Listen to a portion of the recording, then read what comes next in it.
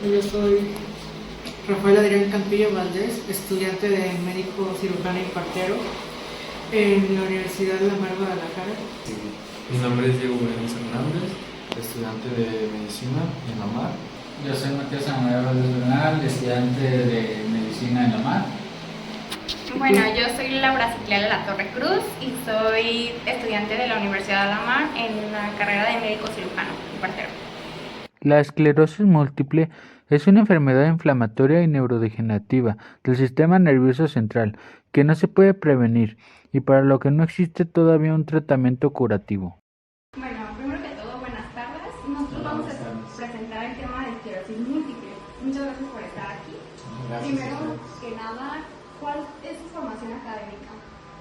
Mira, yo soy médico cirujano partero, egresado de la Universidad de Guadalajara. Posteriormente hice la especialidad de pediatría en el Hospital Civil Nuevo, Juan y Menchaca. Y terminando pediatría en ese hospital, me fui a la Ciudad de México, al Centro Médico Nacional 20 de noviembre, del ISSSTE, a hacer neurología. Actualmente estoy trabajando en el servicio de neurología pediátrica en el antiguo Hospital Civil de Guadalajara. Y como médico adscrito en neurología pediátrica y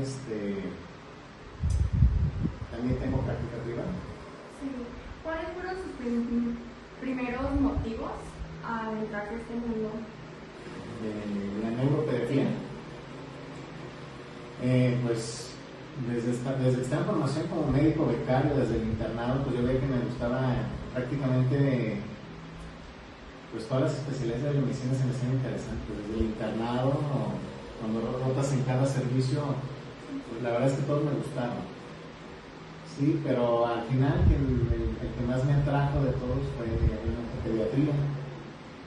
Ya estando haciendo pediatría, cuando estaba haciendo la especialidad de pediatría, empecé a enfocarme hacia lo neurológico. Los temas neurológicos me gustaban, me atraían y pues de ahí partí para elegir la subespecialidad de neuropediatría. Se me hace muy interesante el tema de la neurología y pues también a los niños.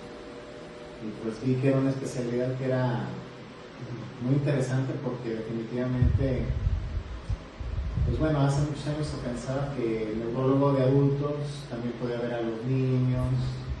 Bueno, y en una época fue realmente quien los veía porque no existía la neurología pediátrica como tal, pero pues se fueron dando cuenta que es muy distinta respecto de la incidencia y el tipo de enfermedades que se ven en unas edades y el que se ven en las edades ya de adultos.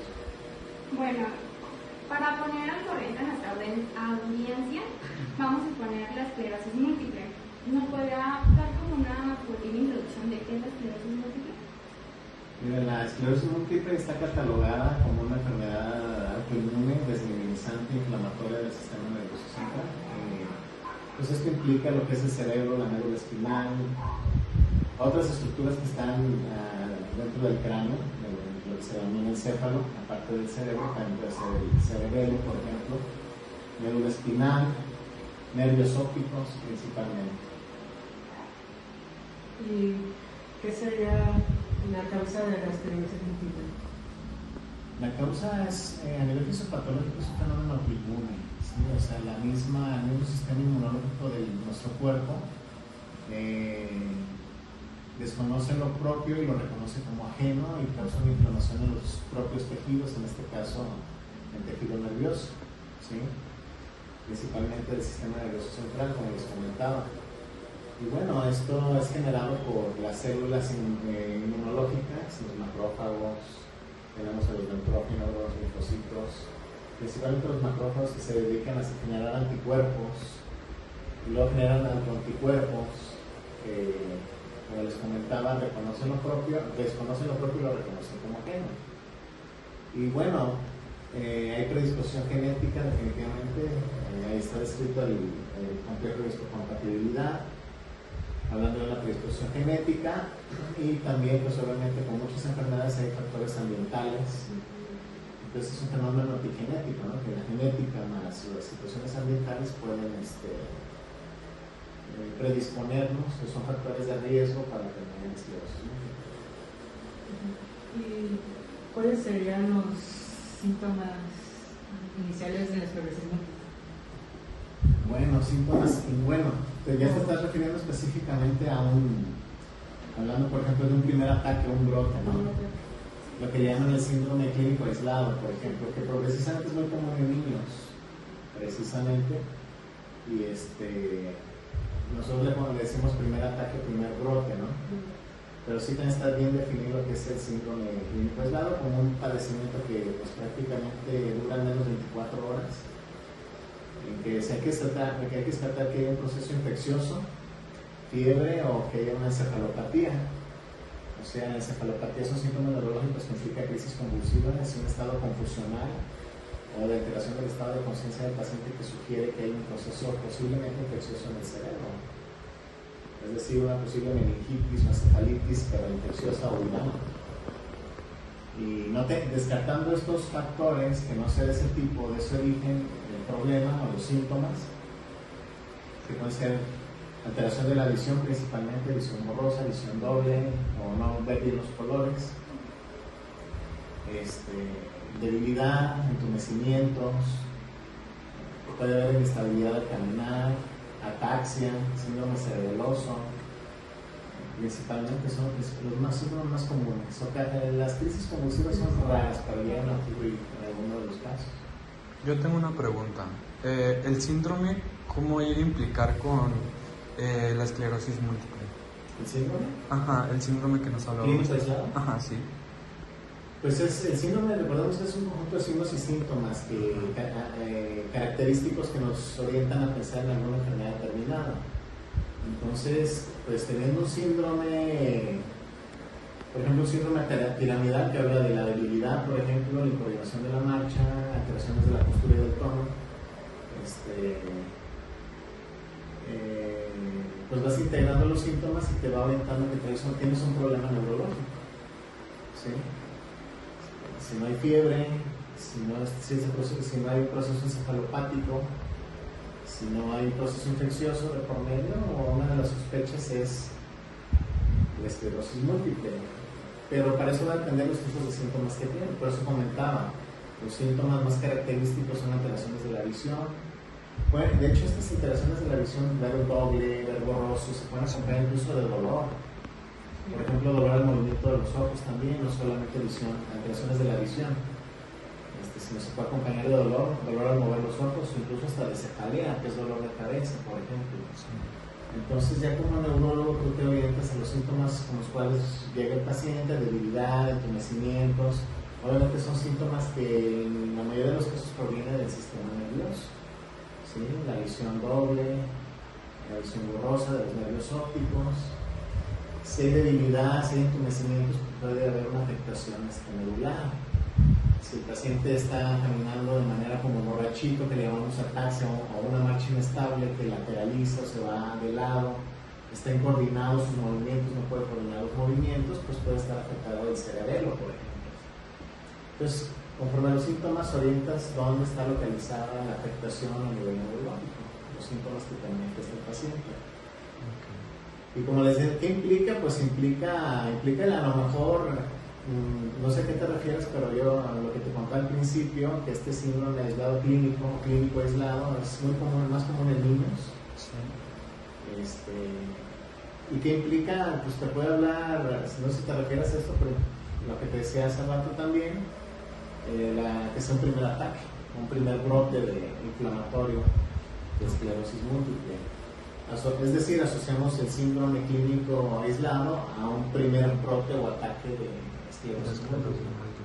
Generalmente así ocurre el primer brote, como un síndrome clínico aislado. Sí, ya después se va desarrollando. Más bien después, sí, puede irse desarrollando, y generalmente es más en adultos cuando tiene una forma progresiva primaria o progresiva secundaria, es más en adultos que en niños. Los niños tienen la forma más recurrente, remitente, que le damos. O sea, hay brotes o recaídas y luego hay un periodo de mejora, y luego es brote y recaída, y luego otro periodo de brote. Okay. Entonces, el primer brote es el que está relacionado más con el síndrome clínico aislado. Ahora, los niños, afortunadamente, en comparación con los adultos, suelen tener menos posibilidades de tener una progresión primaria o una progresión secundaria. Pero no les exime, hemos visto niños que igualmente la enfermedad progresa a lo mejor con menos síntomas, o menos intensidad de los síntomas más bien, y a lo mejor con menos secuelas que el adulto. Pero es variable, todo va a depender de la carga de las lesiones que tenga el paciente, el número de lesiones que hay en su sistema nervioso, los lugares de su sistema nervioso que se ven afectados. Eso va a depender de la intensidad de las manifestaciones y la intensidad de las secuelas a corto, mediano y largo plazo. Ok. ¿Tienen otras preguntas? ¿Qué diagnósticos nos podría decir que tiene la esclerosis múltiple o qué métodos tiene para llegar a esa conclusión? ¿Qué métodos tienen para llegar? Pues precisamente hace rato comentaban que seguía al detectar el primer ataque, a lo mejor a través de un síndrome clínico aislado, pues tiene los síntomas, los signos del paciente, y te lleva a pensar, ay, pues si tiene visión borrosa, debilidad, dolor de movimiento ocular, entumecimientos, hay que ver la edad, ¿no? También el paciente, generalmente la esclerosis múltiple ocurre mayormente después de la segunda década de la vida, entre los 20 y 50 años, a lo mejor hay un pico entre los 30 y 50, pero es a partir de esas edades en que es más frecuente la esclerosis múltiple. Entonces sospechas, si tienes un síndrome clínico aislado, que te sospecha de un proceso inflamatorio desmielinizante y dices, a lo mejor es esclerosis múltiple, porque a veces con el hecho de tener una neuritis óptica, una de las principales causas es que es la esclerosis múltiple, por ejemplo. Entonces, pues te vas a hacer estudios de imagen, una resonancia magnética de cráneo, preferentemente contrastada, para observar si no hay lesiones en sustancia blanca, principalmente, que es donde se ve afectada el sistema nervioso central.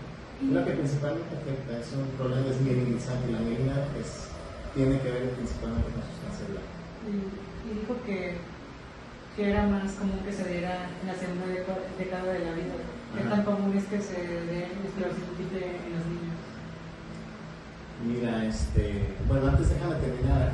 Hacemos resonancia magnética entre otros estudios, potenciales visuales, que son muy sensibles, potenciales auditivos, hacemos punción lumbar para obtener líquido cefalorraquídeo y analizar el índice de inmunoglobulina del líquido cefalorraquídeo para ratificar que estamos ante un proceso infeccioso activo.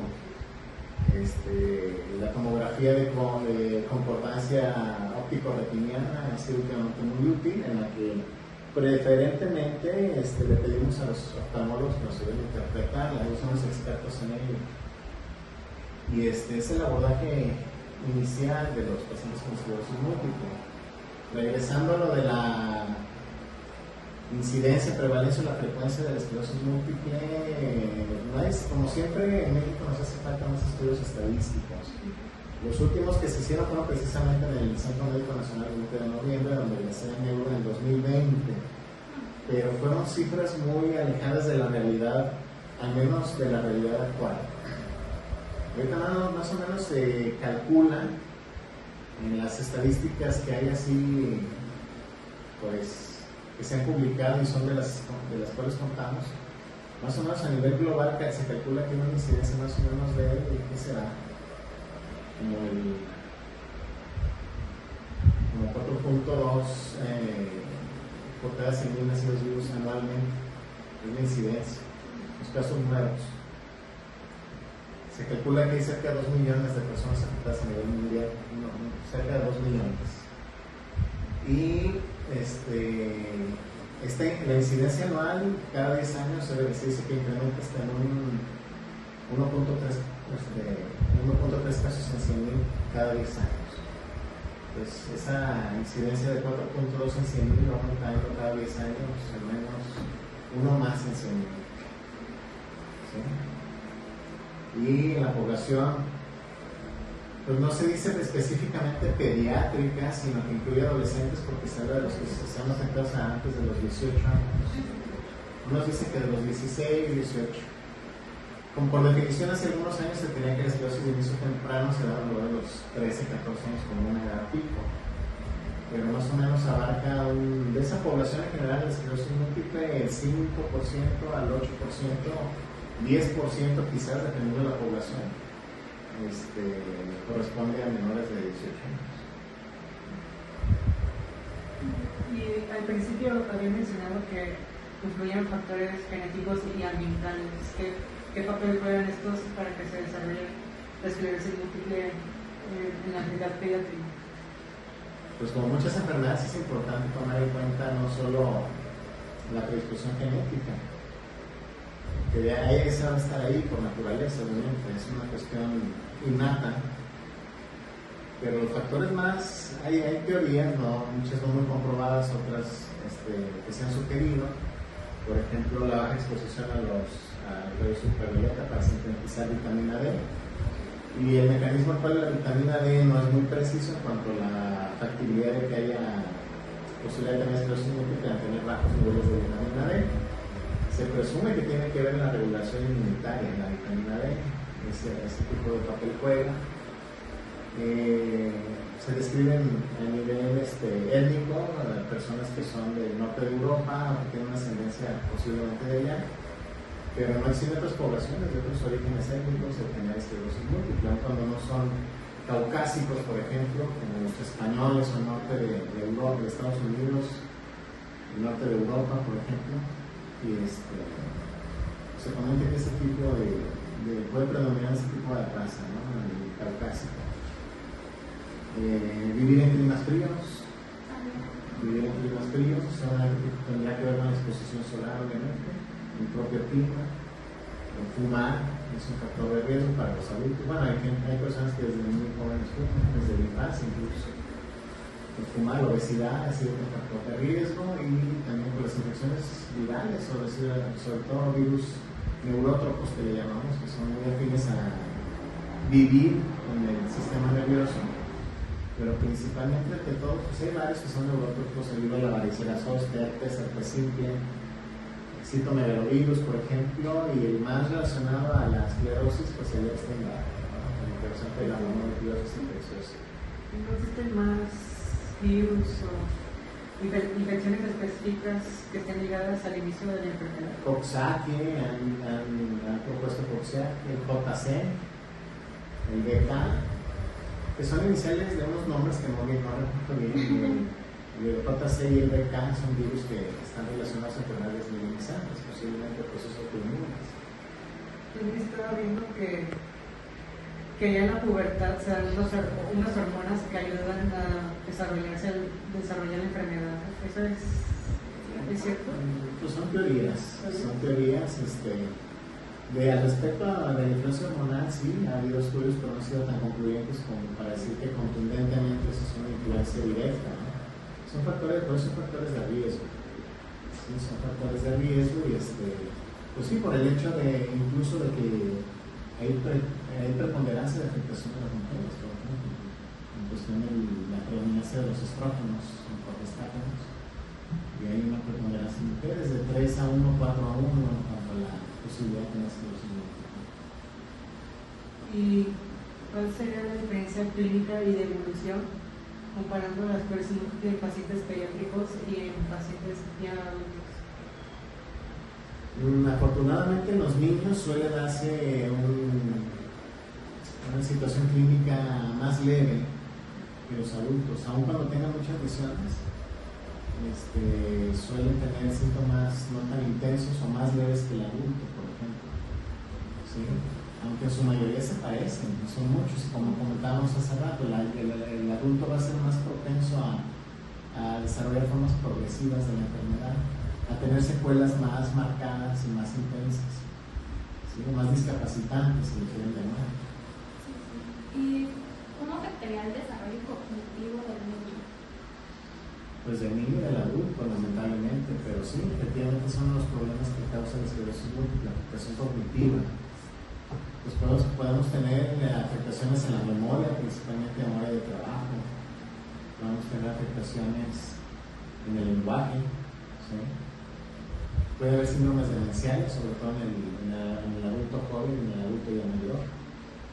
Entonces, definitivamente vamos a tener afectaciones en la cognición. funciones más afectadas, sobre todo desde mediano y largo plazo. Aunque yo no se puede manifestar a corto plazo, pero lo más común es verlo a mediano y largo plazo los problemas cognitivos. ¿Qué diferencia hay cómo podemos diferenciar entre la esclerosis múltiple y otras enfermedades autoinmunes? Es buena pregunta porque en el ámbito pediátrico precisamente, no digo que sea fácil en el adulto, pero en el niño hay que descartar otras afectaciones autoinmunes del sistema nervioso central, como la encefalitis diseminada, el EMDA, encefalomilitis diseminada aguda, EMDA lo conocemos, o ADEM en inglés, que también obedece un proceso generalmente que suele ser, este es más de tipo postinfeccioso, generalmente hay un pródromo viral, fiebre, ahí sí hay fiebre, pródromo viral, puede haber una encefalopatía, ¿sí? Donde el paciente se ve alterado en sus funciones cognitivas, precisamente de manera aguda, somnoliento, incoherente, con síntomas incluso psiquiátricos. Es más frecuente que haya convulsiones, por ejemplo, en la encefalomelitis diseminada aguda, cosa que no hay en esclerosis múltiple. ¿Sí? Entonces, este tipo de datos clínicos son los que uno tiene que ir viendo con la experiencia y la práctica para estar tratando de diferenciar si es un problema desmielinizante agudo, postinfeccioso como una encefalomelitis diseminada aguda o una esclerosis múltiple. Está el MOGAD, como otra enfermedad autoinmune, que es la enfermedad por anticuerpos antiglucoproteína del oligodendrocito de la mielina, por ejemplo, ¿sí? Está el complejo neuritis óptica, ¿sí? El espectro neuritis óptica, que también con anticuerpos positivos para la coapolina, por ejemplo. Entonces, todas esas enfermedades son desmielinizantes, también autoinmunes y desmielinizantes, inflamatorias. Por lo tanto, y pueden dar un patrón similar en las imágenes, en la resonancia magnética, pueden dar un patrón similar en cuanto a lesiones desmielinizantes, se ven las mismas imágenes hiperintensas, pero tratamos de, se han venido caracterizando ese tipo de lesiones, donde se localizan para, con ese patrón del tamaño, la forma, donde se localizan más frecuentemente, se pueden ir catalogando las enfermedades que acabo de comentar. Cada una tiene un patrón de afectación, una forma de lesión, los lugares más característicos donde pueden aparecer. Pero a veces aún así es difícil diferenciar algunas lesiones que aparecen, ¿sí? En el sistema nervioso central, sobre todo cuando son pocas lesiones y que puedan tener una ubicación atípica a la enfermedad que se espera que estén localizadas esas lesiones, pues se torna difícil, ¿sí? Cuando hay un patrón de mucha afectación, pues están, por ejemplo, en la esclerosis múltiple, los criterios de McDonald, que aplican tanto al adulto como al niño. Entonces maneja lo que es las lesiones en diseminación del tiempo y espacio. Entonces también en eso nos basamos para aplicar los criterios de la esclerosis múltiple y que no aplican otras enfermedades autoinmunes. ¿Sí? Van apareciendo lesiones a cada cierto tiempo en la esclerosis múltiple, unas que son nuevas, otras que ya son antiguas, y que por ejemplo en la esclerosis múltiple te afectan a nivel juxtacortical, a nivel cerebeloso, a nivel medular, en la sustancia del cerebro, ¿sí? Entonces ahí esperas encontrar lesiones de la esclerosis múltiple. Sin embargo, pueden estar lesiones de otras enfermedades en esas regiones también. A lo mejor con un patrón de forma más característico, no tan habitual como de la esclerosis múltiple. El tipo de extensión de la lesión en cada parte del sistema nervioso central va a tener que ver con que sea más característico en una enfermedad que otra, ¿sí? Hablamos de las resonancias magnéticas. Quería preguntarle qué tan común es hacer una resonancia magnética en pacientes pediátricos. ¿Qué tan común? Ajá. No, pues es de cajón. Es prácticamente, al sospechar de una enfermedad desmielinizante, es obligatorio hacer una resonancia magnética siempre de todo. Al tener síntomas que vienen del sistema nervioso central, estás obligado a hacer un estudio de imagen de resonancia magnética en un paciente pediátrico y adulto también. Pero tú tener síntomas compatibles con una afectación del sistema nervioso central, tienes que hacer la resonancia magnética. ¿Y qué otros métodos podemos utilizar para llegar al al diagnóstico como tal? De esclerosis múltiple específicamente. Pues ves la resonancia y bueno, también obviamente si ves patrones de lesión, puede que no haya lesiones en la imagen, pero si tu clínica es muy sugestiva de una desmielinizante y que a lo mejor aún no aparecen lesiones en la imagen, cosa que suele ser rara pero llega a ocurrir, o que si ves las lesiones en la resonancia, de todos modos ya ves las lesiones y te confirma tus sospechas, pues te vas a hacer una punción lumbar para obtener líquido, para ver si hay un proceso inflamatorio activo, ¿no? Lo que le llamamos ver el índice de inmunoglobulinas o bandas oligoclonales en el líquido cefalorraquídeo. Cuando son estas positivas es muy sugestiva la esclerosis múltiple. ¿Qué más? Potenciales visuales son muy útiles, son los que evalúan, es un estudio electrofisiológico que evalúa la conducción nerviosa de los nervios ópticos.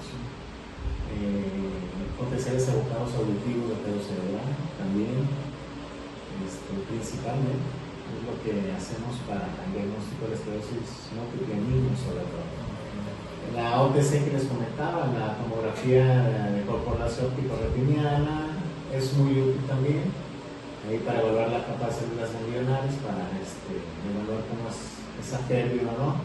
Y como comentaba, generalmente los oftalmólogos son quienes mejor lo interpretan y lo que ellos nos dicen es en lo que nos basamos, ¿no? Pero definitivamente, o sea, yo aquí quiero insistirles que hacer una buena historia clínica y una muy buena exploración neurológica te hace generar las sospechas, ¿sí? Y puedes tener esas sospechas aún antes de tener las imágenes. Exactamente, al hacer tu exploración y todo, puedes tener una sospecha muy cercana y después muy acertada si lo confirmas de haber encontrado algo con esclerosis múltiple. Digo, no es que queramos encontrarlo porque no es una enfermedad nada grave, no es una enfermedad grave definitivamente, pero ninguna lo es, pero pues a fin de cuentas el paciente acude porque algo tiene. Tienes que revisarlo, ver y tratar de hacer el diagnóstico lo más preciso posible. También quería preguntarle, o sea, ¿qué tan difícil es llegar a diagnosticar a la persona?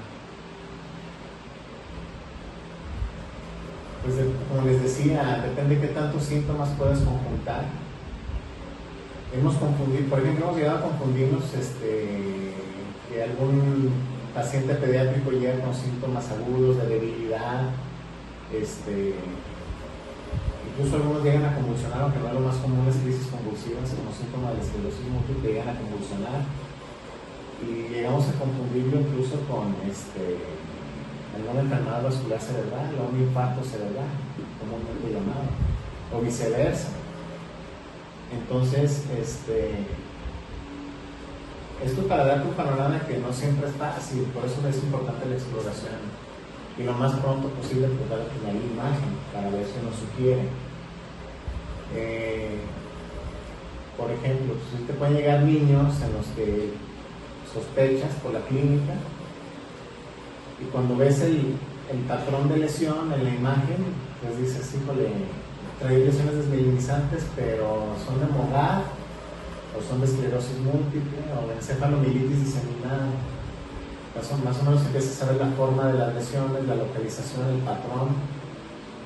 Y bueno, pues dices, como los anticuerpos, ¿no? Anticuerpos anti-MOGAD, acuaporinas para el complejo neuromelitis óptica, bandas oligoclonales para esclerosis múltiple, pero resulta que la esclerosis múltiple puede salir con anticuerpos anti-MOGAD positivos, etcétera, ¿no? Entonces, no es tan fácil cuando te encuentras con pocas lesiones con un patrón muy indefinido, que suele pasar en el primer evento clínico, ¿sí?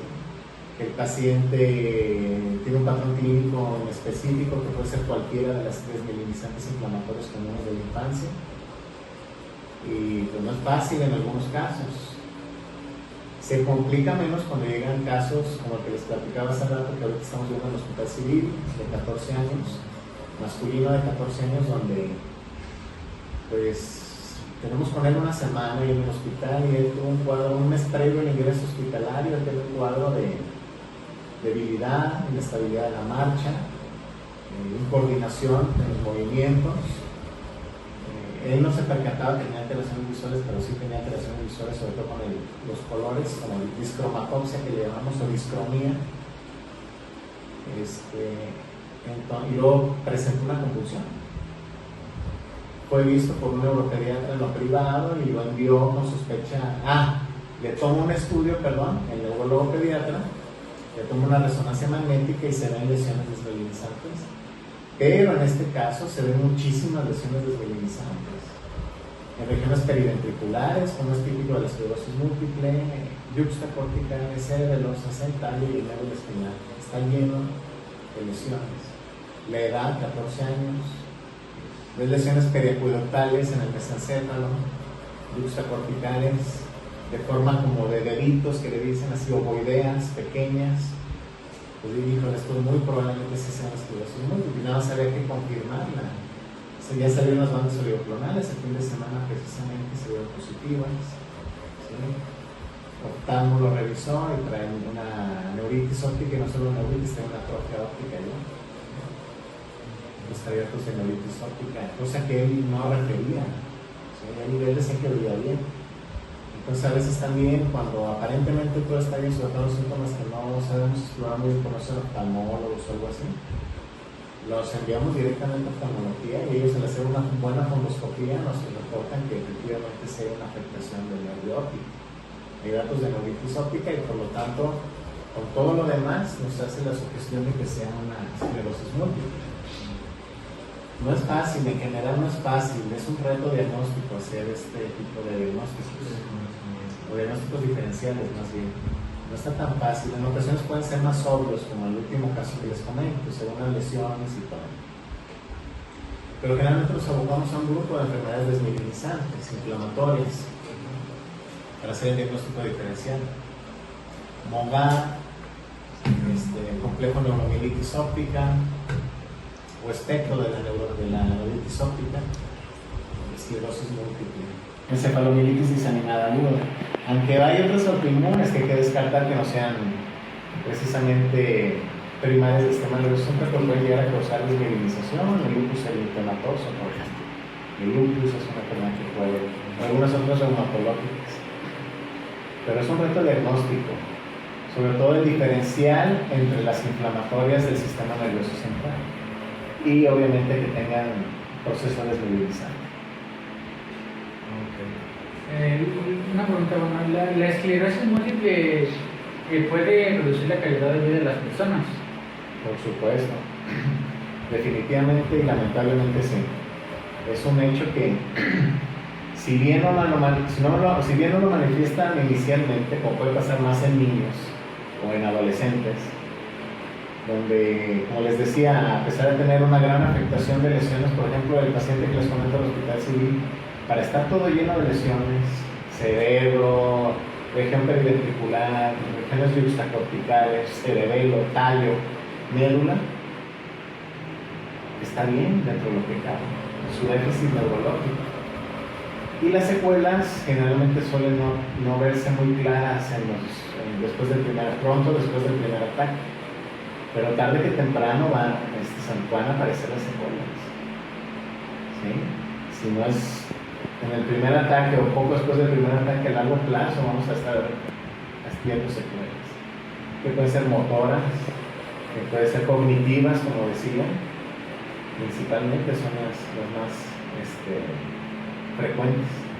Pacientes débiles, que no cuentan con toda su fuerza, pierden reflejos, pierden equilibrio para caminar, ¿sí?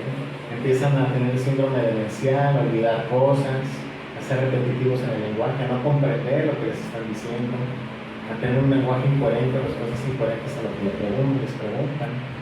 ¿Sí? Y la esperanza de vida, ¿como cuánto llegan a vivir? Pues es muy variable, va a depender de la carga lesional que vayan teniendo en el transcurso de la vida y las secuelas que vayan teniendo en el transcurso de la respuesta que tengan a la rehabilitación para tratar de contrarrestar esas secuelas, pero obviamente sí acorta la vida, al menos 10 años de esperanza de vida. ¿Sí? Aceptar con el diagnóstico de una desmielinización inflamatoria. Obviamente el diagnóstico en la mayoría de las enfermedades, entre más oportuno, hablas de diagnóstico oportuno, porque pues, bueno, tienes razón, si se dan casos donde un paciente pequeño puede tener realmente datos de una enfermedad esmerinizante y no reconocerlos los médicos, y puede pasar mucho tiempo. Obviamente que entre más oportuno se detecte, mejor le va a ir al paciente el pronóstico, porque va a ser un tratamiento, no solo el diagnóstico, el tratamiento es más oportuno, la rehabilitación es más oportuna, ¿sí? Entonces definitivamente el diagnóstico oportuno también en estas es mucho mejor.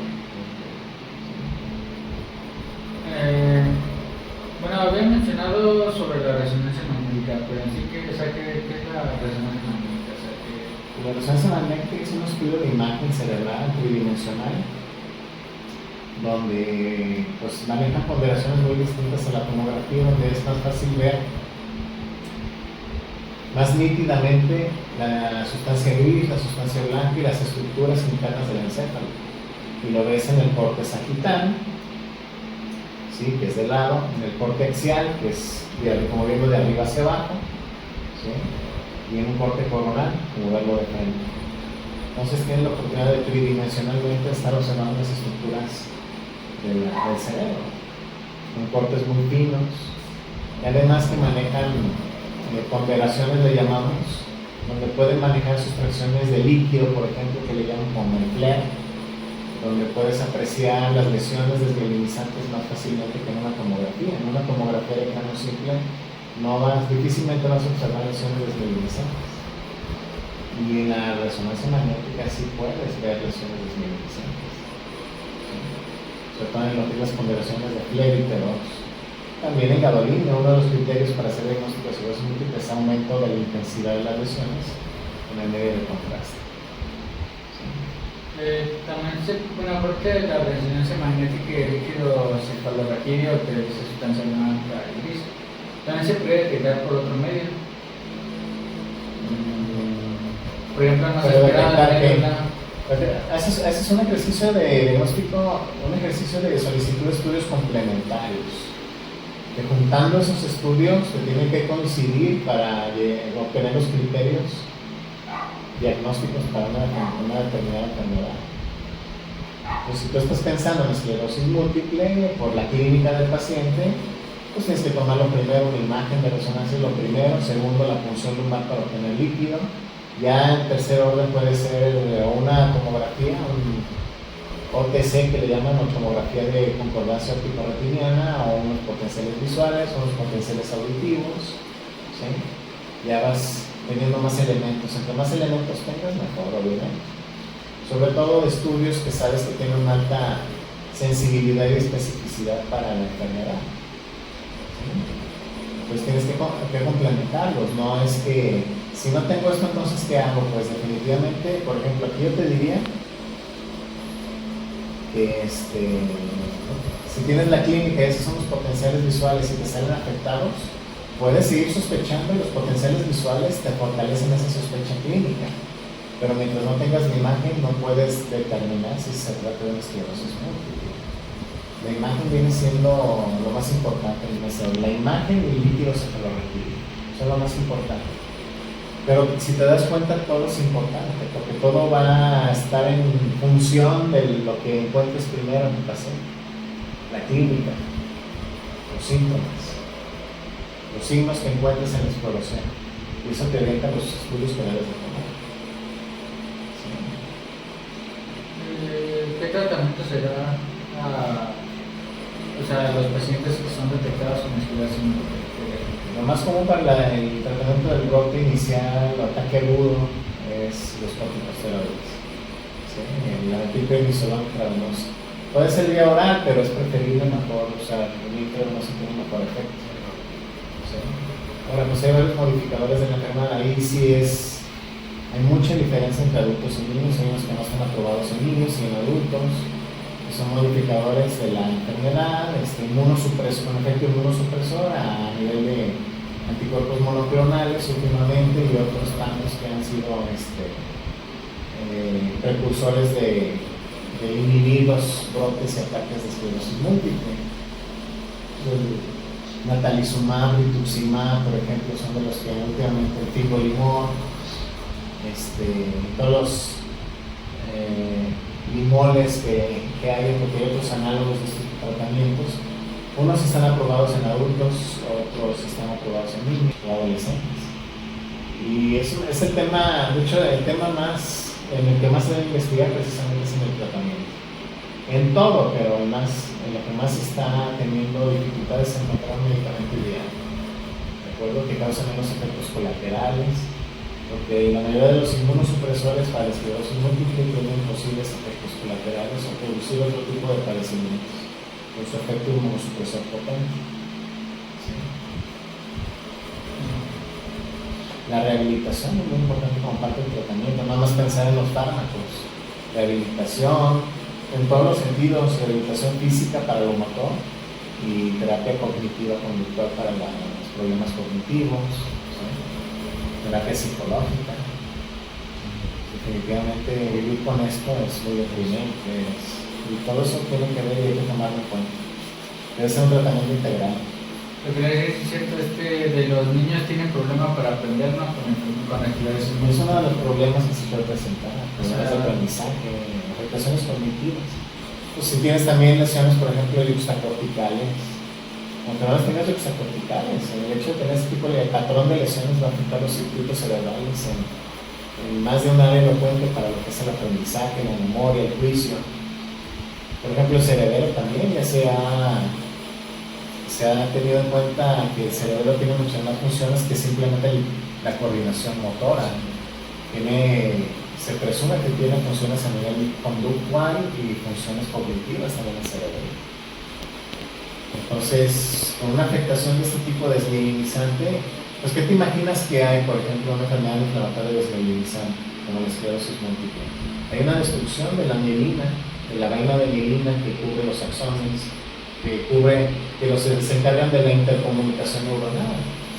Entonces, es como dicen, se pela el cablecito, ¿no? Se pela el plástico del cable. Entonces va a haber interferencia de las señales neurológicas o neuronales, y al tener una disfunción de este tipo va a tener obviamente repercusiones en muchos tipos de funciones, motora, cognitiva, etcétera, etcétera, ¿no? Entonces, en rasgos generales, pues la esclerosis múltiple es una enfermedad inflamatoria, desmovilizante, ¿sí? Donde se ve destruida, por un proceso autoinmune se ve destruida la vaina de mielina principalmente, aunque puede haber también daño axonal. Entonces, te va generando interferencia de las señales neuronales porque te las generan, ¿sí? Y estando integrado el cerebro por circuitos tan complejos, basta una pequeña lesión, según lo elocuente del área que está afectada, para causar suficientes estragos como discapacidades y síntomas que pueden perpetuarse o empeorar incluso con el tiempo. ¿Qué consejos les daría a las familias? Pues siempre, como hay una situación de factores epigenéticos, incluye los ambientales, pues no estaría mal tener suplementación con vitamina D, cuidar su peso, no fumar, ¿sí? Pues eso, los lugares fríos es relativo, hay gente que no puede evitarlo, vivir. Si vives en un área donde no hay mucha, o no te exponen mucho los rayos del sol, pues tratar de exponerte y consumir más vitamina D, con sus precauciones. Las vitaminas pueden hacer daño si se consumen también de manera indiscriminada y con cantidades no bien racionadas, ¿no? Que pueda dar afectaciones del calcio, el exceso de vitamina D, por ejemplo. Pues hay que cuidar todo eso. Ver la historia familiar, sobre todo. Si tengo una historia familiar que me predispone a tal o cual enfermedad, pues debo tener mis precauciones. Tratar de ser lo más preventivo posible. No se puede tener control de todos los factores de riesgo, obviamente, por razones obvias, pero si dentro de mi historia familiar sé que hay una predisposición a una enfermedad, pues hago lo que tengo que hacer para prevenirlo, ¿sí? En función de los factores que la desencadenen o la propicien. Y referente a los pacientes o a las familias de los pacientes que ya viven con un paciente diagnosticado, ¿cómo sería? Pues esa pregunta es muy, muy importante, porque precisamente muchas enfermedades impactan no solo al paciente, realmente a su familia, sobre todo tratándose de pacientes pediátricos principalmente. Obviamente ya te imaginas los papás la preocupación, ¿no? Lo conmovedor que es todo esto, lo doloroso, lo cansado, lo desgastante. Pues nada, enseñarlos a tener una perspectiva de lo que es un panorama y una perspectiva general muy bien explicada, lo mejor explicada posible de lo que es la enfermedad, para que ellos sepan qué esperar y causar menos ansiedad cuando llegue a aparecer un síntoma, y que no se vayan a asustar, que no vayan a creer que tienen otra enfermedad o que están recayendo de una forma muy grave, cuando pueden reconocer que a lo mejor es parte de lo que puede ocurrir, aunque de todos modos aún los médicos no tenemos el control total de lo que pueda pasar a un paciente con una enfermedad crónica degenerativa, pero sí concientizar a los papás, a los pacientes, de que esto impacta a la familia, hablar de lo que se trata la enfermedad en sí, de lo severa que puede ser en términos de las secuelas, la discapacidad que va a generar en el futuro, y pues estar con ellos y acompañarlos en el proceso de recuperación y rehabilitación del paciente, que aunque no es curable esta enfermedad, pues sí se trata de contrarrestar lo más posible las secuelas y la discapacidad. Pues definitivamente también los papás que se enteran de esta noticia, pues definitivamente es un gran golpe para ellos, es un gran impacto ver a su hijo afectado en su calidad de vida. Vienen pues los procesos emocionales, ¿sí? Alteraciones afectivo-emocionales, viene depresión, ansiedad, desintegración familiar, bueno. Entonces es importante sobrellevar esto, y lo que comentas es sumamente importante, incluso que los papás reciban terapia, apoyo por los cuidados paliativos, por ejemplo, por el servicio de cuidados paliativos, que saben manejar el aspecto también emocional y afectivo de los papás para ayudarlos a sobrellevar la enfermedad. No poderles garantizar de que ahí se va a curar nada más por consolarlos, es erróneo. Explicarles de qué se trata, qué puede pasar, y dentro de lo que puede pasar y lo que se está trabajando en tratar a su niño, acompañarlos y darles mucho apoyo psicoemocional. ¿Sí? Y a lo largo de su recorrido en su trayectoria profesional, ¿han visto mejorías en pacientes con esclerosis múltiple? Definitivamente cada vez los medicamentos que van siendo novedosos, los que se han ido innovando, han dado mucho mejores resultados en disminuir la cantidad de brotes, de recaídas, de progresión de la enfermedad, ¿sí? Hasta incluso en regresión de algunas de las secuelas. Pero que quede bien claro, y es importante que hayas hecho esta pregunta, porque hablamos someramente del tratamiento, porque no solo porque los medicamentos no tienen la misma eficacia en todos los pacientes. Puede haber variantes de eficacia del medicamento en los pacientes. Es decir, un medicamento puede funcionar muy bien para algunos, pero no muy bien para otros, o causar muchos efectos colaterales a algunos pacientes. Entonces, es por eso que el área del tratamiento farmacológico de esclerosis múltiple todas son importantes, pero en cuanto a investigación es la que se está llevando la prioridad en cuanto a querer estar desarrollando cada vez mejores medicamentos inmunosupresores, modificadores de la enfermedad, no curativos hasta ahorita, modificadores de la enfermedad para mejorar, evitar este problema. Si aparece, pues tratar de revertirlo, detener el proceso, y todo irá en función. Como hasta ahorita tenemos la experiencia de la esclerosis múltiple, lo primero que pensamos, bueno, no es curativa, pero vamos a empezar un medicamento que detenga lo más posible el proceso y que pues pueda contrarrestar hasta las secuelas, ¿no? ¿Sí? Entonces vamos haciendo metas conforme a lo que todavía no vemos en eficacia, pero son prometedores los avances que se han dado. Es un área muy estudiada, a la que se le ha dedicado mucho trabajo, y creo que es muy prometedora. Van a seguir surgiendo medicamentos cada vez más efectivos todavía. Hubo la época donde usábamos los interferones, alfa, beta y copaxone también, y por ejemplo, pues no, han sido superados en algunos aspectos por otros, pero no dejan de ser vigentes, porque a algunos pacientes no pueden caer bien, sobre todo el copaxone, por ejemplo. Entonces, pero ahorita ya se prefieren los más novedosos, definitivamente, es los que hay que promover. Son los que han dado mayor resultado. Así es, Fingolimod, rituximab, natalizumab, ¿sí? Por ahí se me va uno clartimina, pero es que casi no lo tienen. Ahora, son otra. Qué bueno que lo mencionas, a veces hasta se nos olvidan a los neurólogos, nos acordamos del que tenemos disponible en nuestro hospital. Sí, sí. En el hospital civil lamentablemente no hay mucha variedad de medicamentos antiesclerosis, más bien medicamentos modificadores de la enfermedad, se le denominan así, con efecto inmunosupresor, ¿no? Ahora, actualmente el IMSS es el que tiene más variedad de estos medicamentos. En el hospital civil podemos conseguirlo, pero tienen que ser pedidos especiales, compras especiales, para un número muy limitado de pacientes, entonces hay cierta complejidad en ello. Es parte de las dificultades que hay en el tratamiento de la esclerosis múltiple, que aunque salgan medicamentos muy novedosos, a veces, más bien muchas veces, lamentablemente el paciente no tiene un fácil acceso a estos medicamentos. ¿Alguna pregunta? ¿Quién me diga? Bueno, ¿sabría cuánto cuesta más o menos el tratamiento? O sea, ya con el personal médico. Es muy variado. Realmente no sé mucho de costos, no les voy a mentir, pero por ejemplo, en nuestro medio que tenemos a la mano el rituximab, que creo que también el rituximab pronto va a dejar de ser el ideal para la esclerosis múltiple, pero es el que tenemos en el hospital civil. Por decirles un costo, ¿no? Habrá que ver cuánto sale el natalizumab y todo eso, pero anda sobre los 40,000 pesos la dosis. Sí. Entonces, son medicamentos muy caros. Los medicamentos inmunosupresores en general, salvo los corticosteroides que se han abaratado, pero son muy caros.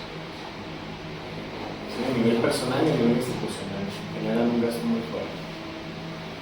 No es raro que los pacientes que no se han hecho bien, que es una institución que tenga el medicamento, pues abandonan el tratamiento. Esa es otra causa son factores que van a, obviamente, impactar en la evolución y en el pronóstico. ¿Sí? Pacientes no diagnosticados o mal diagnosticados con otro tipo de enfermedades autoinmunes, desmielinizantes, y era esclerosis múltiple, obviamente no se le dio tratamiento adecuado. Eso va a repercutir en su pronóstico, obviamente. Sí, la importancia de hacer un buen diagnóstico. Lo que sí tratamos en los hospitales, los pediatras, es, si bien la esclerosis múltiple no es lo más común en pediatría, pero estamos ante una sospecha, somos muy exigentes, somos muy meticulosos en el abordaje de estos pacientes para tener un diagnóstico correcto, lo más correcto posible. Lo más preciso, más bien, es como se denomina actualmente, porque va a tener que ver con el tipo de tratamiento que debe llevar y el tiempo desde el cual debe iniciar su tratamiento para tener un mejor pronóstico. ¿De acuerdo? Un mal diagnóstico, un mal tratamiento puede implicar algo grave a la calidad de vida del paciente. Claro, no es lo mismo tratar una encefalomielitis diseminada que una esclerosis múltiple, no es lo mismo tratar un MOGAD que una esclerosis múltiple, definitivamente. Ahora, erróneo, no pensemos siempre de que, siempre tenemos que pensar en la incapacidad de algún médico o colega, no, para nada. Lo que pasa es que también, según la forma de presentación de una enfermedad, donde todavía no florece o no se presenta de una manera muy clara, puede retrasar el diagnóstico también.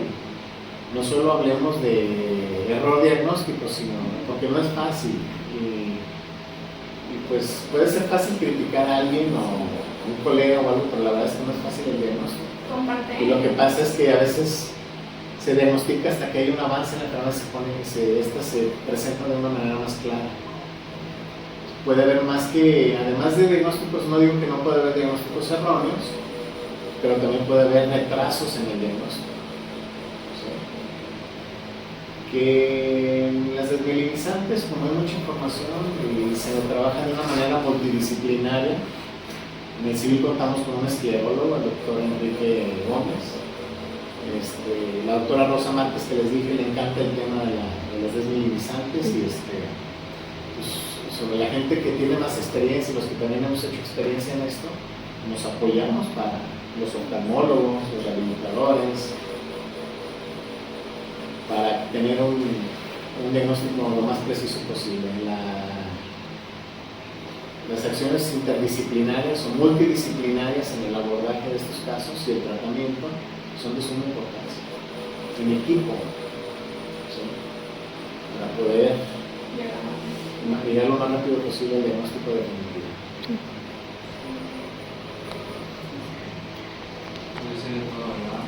Bueno, por nuestra parte sería todo. Le agradecemos mucho su tiempo y la verdad, lo de sus preguntas, las respuestas y todo, le agradecemos la verdad. Al contrario, gracias a ustedes. Gracias. Se ofrezca. Si necesitan algo más, con gusto.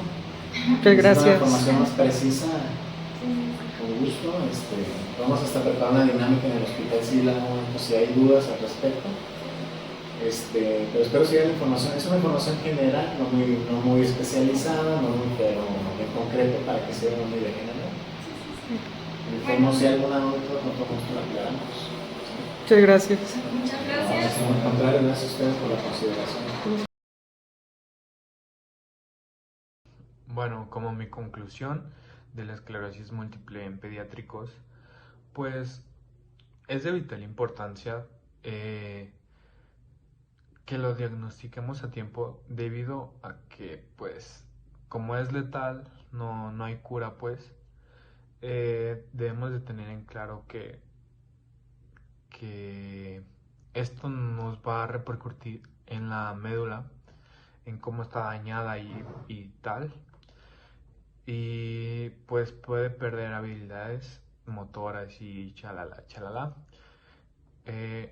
Y también debemos de darle un apoyo al paciente, tanto como al paciente como a los padres, porque sobrellevar esta enfermedad claro que no es muy fácil, porque saber que tú te vas a ir de aquí, pues no es muy agradable que digamos, ¿verdad? Pero entonces hay que apoyarlos, darle un apoyo psicológico, si es que los podemos guiar con un psicólogo o un tanatólogo, creo que se llaman, no estoy muy seguro. Y eso, más que nada brindarles apoyo a los familiares y que tengan un seguro, porque claro, las medicinas, como lo comentaba el doctor, la más barata es de 40,000 pesos y no más una sola dosis. Y no es como para remediarlo, sino como o sea, del nivel de dolor, ¿sabes? O sea, de estar aquí, pues los rebaja, ¿sabes? Y debemos de tener un buen seguro, si están afiliados o no. Independientemente de eso, pues más que nada es eso. Y sería todo por mi conclusión. Hasta luego.